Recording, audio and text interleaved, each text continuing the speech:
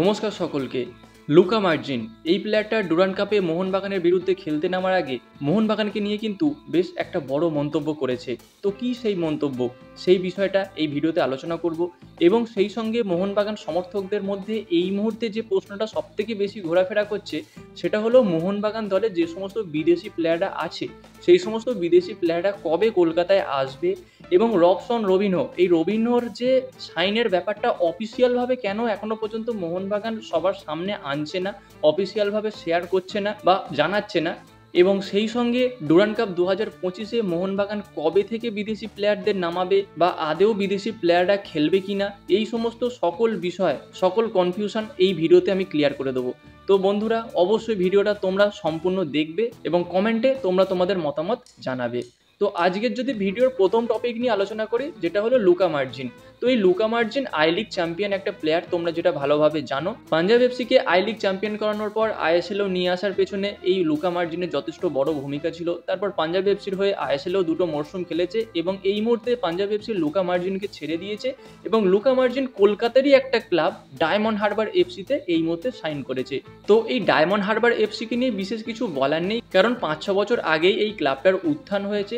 তবে এই উত্থানটা কিন্তু বেশ স্বপ্নের মতো, যথেষ্ট বড় বড় মাইলস্টোন তারা পার করেছে এবং এই মুহূর্তে তারা আই লিগ ফার্স্ট ডিভিশনেও প্রবেশ করে গেছে এবং যেভাবে এগোচ্ছে এই টিমটা হয়তো আগামী 1 থেকে 2 বছরের মধ্যে আইএসএলেও চলে আসতে পারে, বলা যায় না।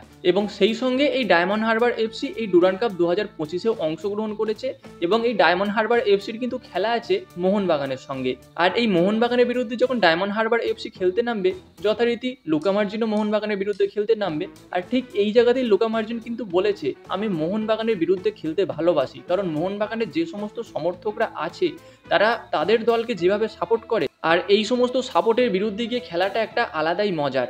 তো যাই হোক, লুকা মার্জিন মোহনবাগানকে নিয়ে খুব একটা খারাপ কিছু মন্তব্য করেনি, ভালো মন্তব্যই করেছে এবং সে মোহনবাগানের বিরুদ্ধে খেলতে ভালোবাসে, এটাই সে জানিয়েছে। তো যতদূর মনে হয় আগামী 4 তারিখ মানে আগস্টের 4 তারিখে মোহনবাগানের খেলা আছে ডায়মন্ড হারবার এফসির বিরুদ্ধে।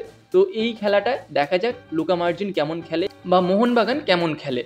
তো এবার যদি দ্বিতীয় টপিক নিয়ে আলোচনা করি, যেটা হলো মোহনবাগান দলের বিদেশি প্লেয়াররা কবে আসবে। দেখো, বিদেশি প্লেয়ারদের আসার কথা বলতে এই মুহূর্তে যে খবরটা আছে সেটা হলো আগস্টের 2 তারিখ অথবা 3 তারিখে কলকাতায় আসবে অ্যালবাত্রো রড্রিগেজ এবং রবসন রবিনহো।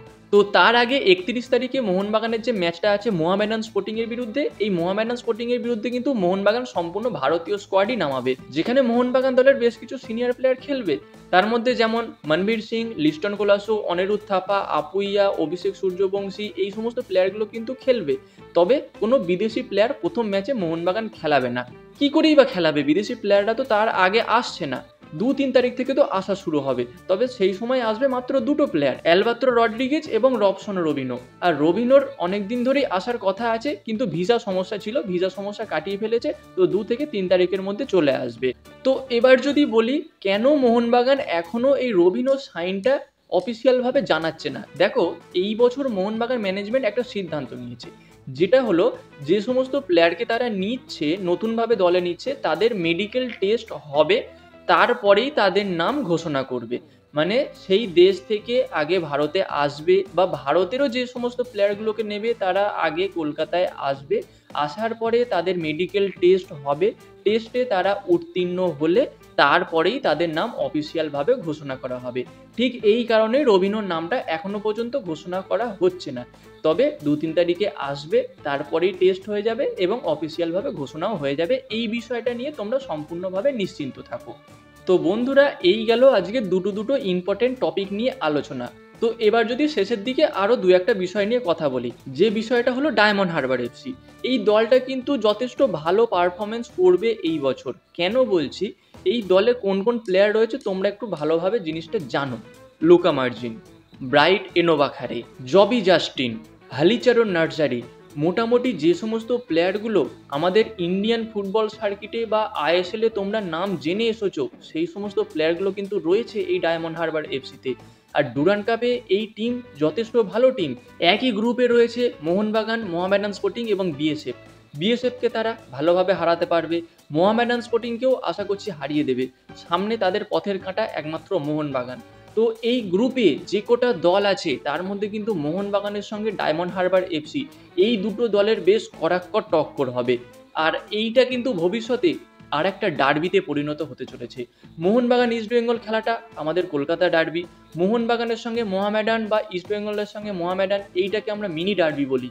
আর এই ডায়মন্ড হারবার এফসির সঙ্গে মোহনবাগান বা ডায়মন্ড হারবার এফসির সঙ্গে ইস্টবেঙ্গল বা ডায়মন্ড হারবার এফসির সঙ্গে মোহামেডান এটাও কিন্তু একটা মিনি ডার্বিতে পরিণত হতে চলেছে। তোমরা আজকের আমার কথাটা মিলিয়ে নাও।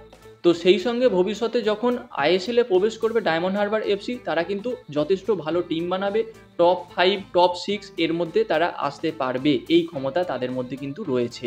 তো বন্ধুরা, এই আজকের আলোচনার টপিক ছিল। ভিডিওটা ভালো লাগলে লাইক এবং শেয়ার করে দিও। যারা ইউটিউব থেকে দেখছো তারা আমাদের চ্যানেলটাকে সাবস্ক্রাইব করে দিও, এবং যারা ফেসবুক থেকে দেখছো তারা আমাদের এই পেজটাকে ফলো করে দিও। দেখা হচ্ছে পরবর্তী ভিডিওতে। Bye bye.